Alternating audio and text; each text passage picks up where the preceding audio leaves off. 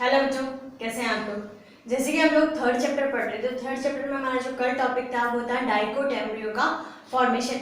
जैसे कि हम लोग बोर्ड लेवल से पढ़ रहे हैं, तो बोर्ड लेवल पे क्वेश्चन डाइकोट का ही पूछा जाएगा, क्योंकि हम लोग कैप्सुला के बारे में स्टडी कर रहे हैं। आज जो हमारा टॉपिक रहेगा वो रहेगा डेवलपमेंट ऑफ मोनोकोट एम्ब्रियो। अब ये मोनोकोट एम्ब्रियो पढ़ाने की जरूरत क्या है? तो मोनोकोट एम्ब्रियो पढ़ाने की जरूरत ऐसे है कि कई बार क्या है, ये जो मेज की सीट का, ये आप लोगों ने डायग्राम 11th क्लास में देखा होगा, जहां मेज की सीट का डायग्राम इस टाइप से बना हुआ था। जब सीट का फॉर्मेशन, ये जो 21st चैप्टर था शायद में भी, तो ये वाला जो पूरा डायग्राम है, इस डायग्राम का फॉर्मेशन किस टाइप से होता है, किस टाइप से यहाँ एम्ब्रियो का फॉर्मेशन होता है, तो ये आपको जनरल नॉलेज के लिए ध्यान में होना चाहिए।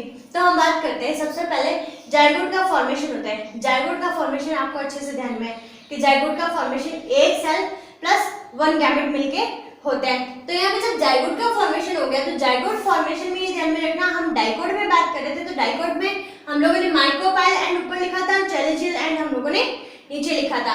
अब यहाँ पे क्या है, जस्ट उल्टा, मैं दोनों का अंतर बताते हुए आपसे बात करूंगी। तो यहाँ पे चैलेंजियल एंड और यहाँ पे माइक्रोपाइल एंड दे रखा है मैंने। उसके बाद में जाइगोट युग्मज कहलाता है और हमेशा कैसा होता है, द्विगुणित होता है, यहाँ डिप्लॉइड होता है, ठीक है। उसके बाद इसमें ट्रांसवर्स डिवीजन होता है। ट्रांसवर्स डिवीजन का मतलब हो गया यहाँ अनुप्रस्थ विभाजन होगा। अब अनुप्रस्थ विभाजन से 1 से 2 बनते हुए आप लोगों ने देखी है, लेकिन 1 से आपने 3 बनते हुए नहीं देखी होगी। तो यहाँ से 1 से कितनी बनती है, 3 सेल्स का फॉर्मेशन होता है। होगा कैसे कि एक सेल है, ठीक है, एक सेल क्या करेगी, डिवाइड करेगी, और डिवाइड करके कितने बना लेगी, ये 2 सेल बना लेगी, ठीक है। लेकिन नेक्स्ट पोर्शन में क्या होगा कि एक सेल है वो डिवाइड नहीं करेगी, लेकिन दूसरी सेल है वो और डिवाइड कर जाएगी। तो यहाँ पे टोटल कितने सेल्स का फॉर्मेशन हो जाएगा, टोटल 3 सेल्स है वो बन जाएगी। तो यहाँ पे जो ट्रांसफर डिविडेशन है, तो डिवाइडेशन के बाद में यहाँ पे टोटल 3 सेल स्ट्रक्चर बनती है, 3 सेल स्ट्रक्चर यहाँ पे बन चुकी। अब हम बात करें कि हम लोग जो डाइकोट पढ़े थे, तो डाइकोट में कितने सेल स्ट्रक्चर बनी थी, 2 सेल स्ट्रक्चर्स बनी थी। अब इसमें 2 सेल कौन सी थी, एक तो टर्मिनल और एक बेसल, यही थी। बेसल ऊपर थी, टर्मिनल कहाँ थी, नीचे वाली साइड में थी। अब यहाँ पे सारा का सारा और सारी की सारी चीजें थी वो किससे बन रही थी, टर्मिनल वाले पोर्शन से। और जो सस्पेंसर सेल और जो नरिशमेंट का काम था, जो न्यूट्रिशन का काम था, वो किसका था, बेसल सेल का था, जो आगे सस्पेंसर सेल्स को डिवाइड कर रही थी, ठीक है। तो यहाँ पे आप लोग देखिए, यहाँ पे 3 सेल बनी है, तो इन तीनों सेल का जो नाम रहेगा, सबसे नीचे वाली साइड में बेसल सेल, क्लियर, उससे ऊपर वाली साइड में टर्मिनल सेल, ये जिसको एम्ब्रियोनल सेल कहा जाता है, ठीक है, जो हम एम्ब्रियोनल सेल उसमें बोले थे डाइकोट में, ठीक है। अब यहाँ पे टर्मिनल सेल और यहाँ पे बेसल सेल।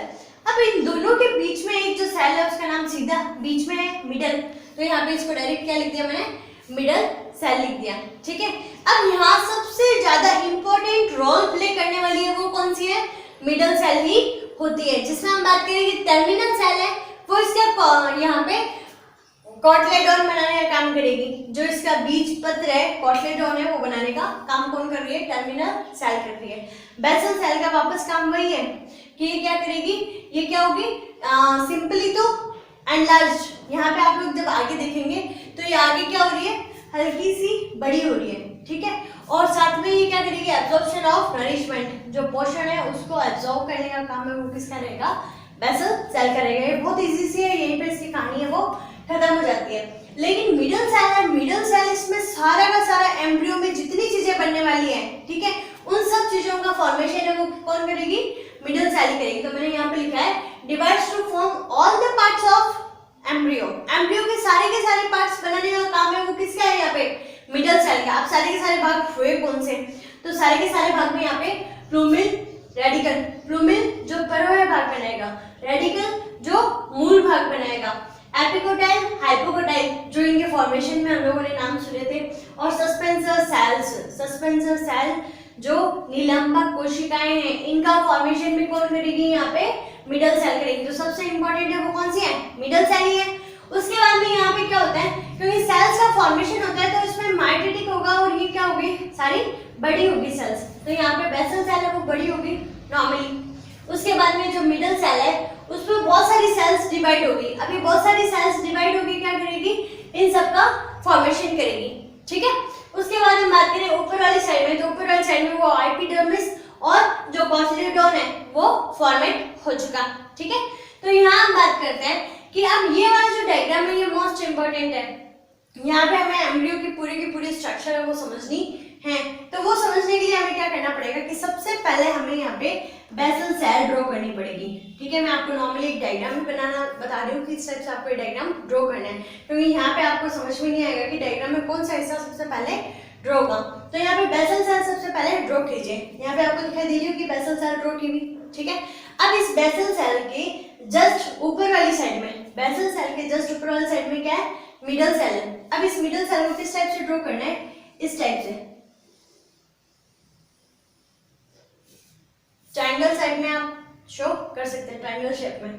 ठीक है, तो इस टाइप से शो करके और उसके बाद में यहाँ वाली साइड में इसको कवर कर दीजिए और यहाँ वाली साइड में इसको कवर कीजिए दीजिए। ठीक है, अब नॉर्मली जो डाइकोट और मोनोकोट में डिफरेंस है, तो डाइकोट मोनोकोट में ये डिफरेंस है कि डाइकोट का जो भी है ना, ये मूलांकुर और जो प्रांकुर है, मीन्स जो प्लूमिल और रेडिकल है, उसको कवर किए हुए किसी भी टाइप का कोई कवर नहीं पाया जाता, लेकिन यहाँ पे पाया जाएगा। तो यहाँ पे आप देखिए कि आप लोगों ने इतना ड्रॉ कर दिया। ठीक है, तो यहाँ पे हम बात करते हैं कि सबसे पहले यहाँ तो एक साइड में सस्पेंसर सेल का फॉर्मेशन हो जाएगा। बेसल सेल यहाँ पे है और यहाँ पे साइड में क्या बन रही है, यहाँ एक सस्पेंसर सेल। सस्पेंसर सेल का वही काम रहता है, पोषण करने वाला। ठीक है, अब इस सस्पेंसर सेल के बाद में ये जो हम लोगों ने ट्रायंगल टाइप का ये शो यहाँ पे शो किया है, इसको क्या कहा जाता है, एम्ब्रियोनल, जो एम्ब्रियोनल सेल बोल दो चाहे मिडल सेल बोल दो। अब ये जो एम्ब्रियोनल सेल है, इसमें यहाँ नीचे की साइड में क्या बनेगा, रेडिकल बनेगा और ऊपर की साइड में क्या बनेगा, प्लूमिल। तो समझ में आता है सीधा कि प्रांकुर वही ऊपर पाया जाता है, मूलांकुर है वो नीचे पाया जाता है। तो प्लूमिल बन गया और यहाँ पे रेडिकल बन गया। अब ये प्लूमिल को कवर किए हुए यहाँ पे कोलियोप्टाइल, कोलियोप्टाइल को कहा जाता है प्रांकुर चोल। और उसके बाद में यहाँ पे जो रेडिकल वाला पोर्शन है तो वो मूलांकुर चोल या कोलियोराइजा। आपको जो नाम इजी लगे वो आप लोग देख सकते हैं, कोलियोप्टाइल भी और कोलियोराइजा भी। ठीक है, तो ये आप लोग दोनों नाम ध्यान में रखेंगे। कवर्ड स्ट्रक्चर यहाँ पे पाई जाती है।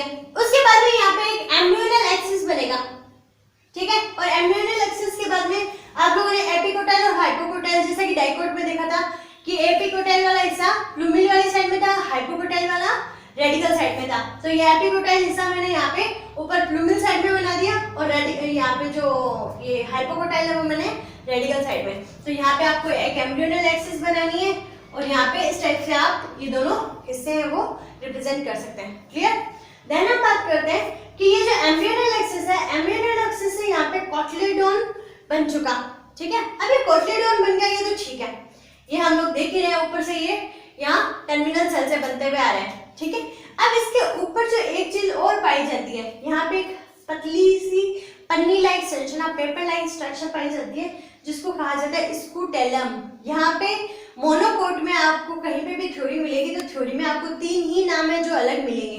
3 नाम में एक तो ये कि यहाँ पे कोलियोप्टाइल पाया जाता है, मतलब जो प्लूमिल को कवर करने का काम, कोलियोराइजा जो रेडिकल को कवर करने का काम, एंड देन जो सबसे लास्ट स्ट्रक्चर रहती है वो रहती है स्कूटेलम। देन नॉर्मली जो कोटिलिडोन है, कोटिलिडोन को ही स्कूटेलम कहा जाता है। ठीक है, तो आप लोग ये देखेंगे कोटिलिडोन है वो स्कूटेलम है वो इक्वली है, लेकिन यहाँ पे एक पतली सी पन्नी है वो मैंने आपको एक्सप्लेन कर दी। उसके बाद हम बात करते हैं, ये सारे के सारे नाम आपको समझ में आ गए होंगे।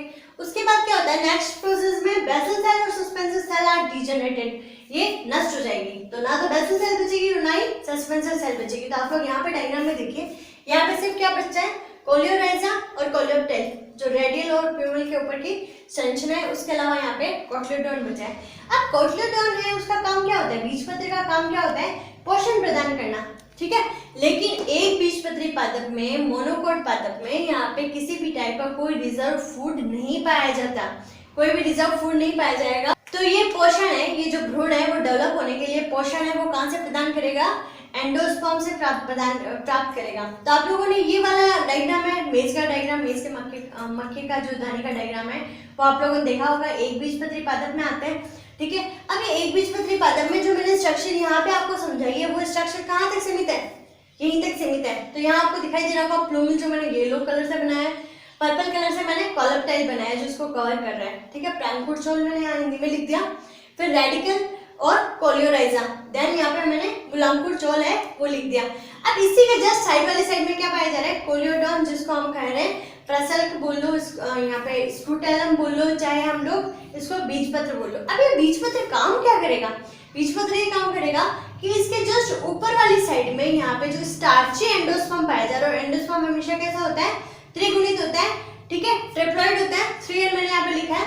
अब ये जो 3n है यहाँ पे स्टार्ची एंडोस्पर्म है, तो ये एंडोस्पर्म है, इसको डाइजेस्ट करने के लिए कुछ हार्मोन्स पाए जाते हैं यहाँ पे, तो ये हार्मोन्स को डाइजेस्ट करके किसको देंगे, स्क्रूटेलम को, देन स्क्रूटेलम यहाँ पे इसको प्रोवाइड करवाने का काम करेगा। खुद के पास फूड नहीं है लेकिन दूसरे से लेके देने का काम कौन है, स्क्रूटेलम या यहाँ पे कोटिलेडोन्स है वो कर रहे हैं, ठीक है। तो यहाँ से भोजन इसको प्रदान करेंगे। अब एक मैंने बीज की संरचना बनाई है, तो इस बीज के ऊपर वाला कवर है वो क्या कहलाएगा, सीड कोट कहलाएगा, ठीक है। बीज यहाँ पे कवर इसका, और उसके बाद में यहाँ पे एक हल्की सी प्रोटीन की लेयर पाई जाती है, इस प्रोटीन की लेयर को कहा जाता है एल्यूरोन लेयर, ठीक है। तो यहाँ पे इसका नाम ध्यान में रखना, ये कैसी है, नेचर वाइज प्रोटीन की बनी हुई है, क्लियर। तो आप लोगों को ये मोनोकोट का डायग्राम है वो आपको सिर्फ इस बीज की आकृति के लिए ये पूरा का पूरा समझना कंपल्सरी था।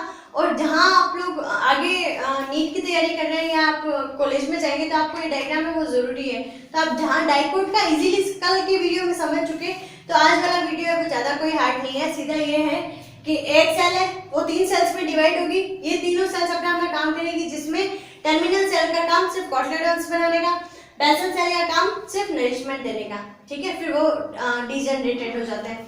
लेकिन यहाँ पे जो मिडल सेल है, मिडल सेल सारे के सारे काम करने का काम कर दिए, फ्लूमिल बना रही है, रेडिकल बना रही है, फ्लूमिल और रेडिकल पे क्या पाए जाएंगे, कवर पाए जाएंगे, कोलियोराइजा और कोलियोप्टेल, और उसी के साथ में यहाँ पे क्या पाया जाएगा, स्क्रूटेलम पाया जाएगा। स्क्रूटेलम नाम हमें यहाँ पे कोटिलेडोन का ही ध्यान में रखना है। जो बीजपत्र होता है, सीधा सा ये पूछा जाता है कि एक बीजपत्री पादप में या मोनोकोट पादप में जो बीजपत्र है, कोटिलेडोन है, उसका नाम क्या है, तो स्क्रूटेलम आप लोग नाम इजीली बता सकते हैं, ये 1 नंबर के क्वेश्चन में पूछ लिया जाता है।